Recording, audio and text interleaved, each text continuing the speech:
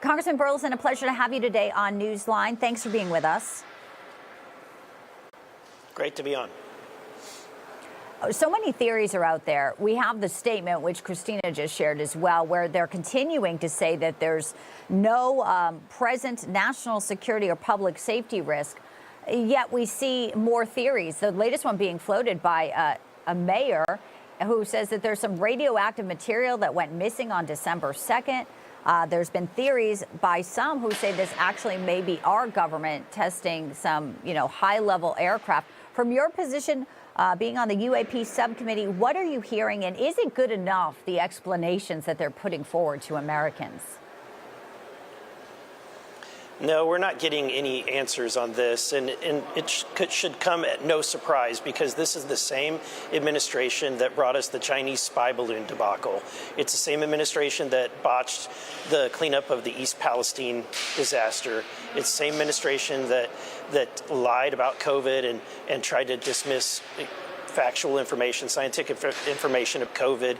This government, I think people rely or trust too much in their federal government, and the truth is the federal government just needs to be honest. If they don't know what these are, just tell the American people we don't know yet.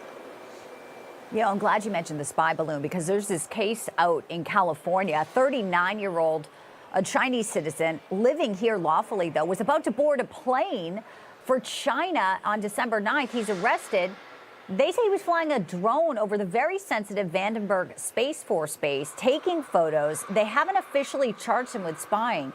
I mean, but Congressman, when you look at our wide open borders and the fact that this administration, the outgoing one, really has been so absent when it comes to, our adversaries, China included, what do you make of that? And now that we have people from, the Middle East, all over the country, all over the world, all over our country. Yeah, clearly China is aggressive in its espionage. Not only do we, see the Chinese spy balloon that was huge and very visible to the naked eye, we know that China is encroaching on our borders. They're sending over other types of drones. Many of them are confused to being UAPs or UFOs, but we know that they're Chinese spy drones. And I think that this administration has created this posture that allows for a country like China to be aggressive. Donald Trump is not going to allow that. He's going to go in, and he'll have a very blunt instrument to work and to intimidate China to stop these practices. Yeah, well, it's all going to come to an end. You're right. What about the government, though? The shutdown. You did not mince any words. You're quoted as saying the CR is a dumpster fire.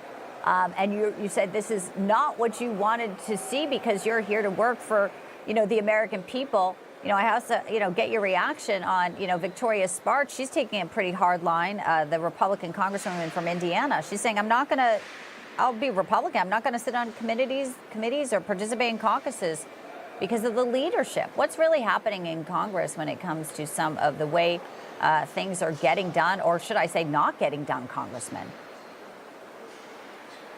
Yeah, I share Victoria's concerns and angst and anger. I was frustrated before I came here. Now I'm more frustrated that I'm here and I see how horrific and how much of a disaster our fiscal situation is, and the lack of appetite to actually do anything about it is disgusting to me. And so I expected more from my Republican colleagues. I expect more from my speaker to be the conservative that I thought that he was. But instead, we're going to push through, a hundreds of $billion package that's going to add more debt to our deficit to our debt, and we're going to, continue this reckless process. Look, we complained about Nancy Pelosi dropping thousands of pages of an omnibus bill before Christmas. How is this any different?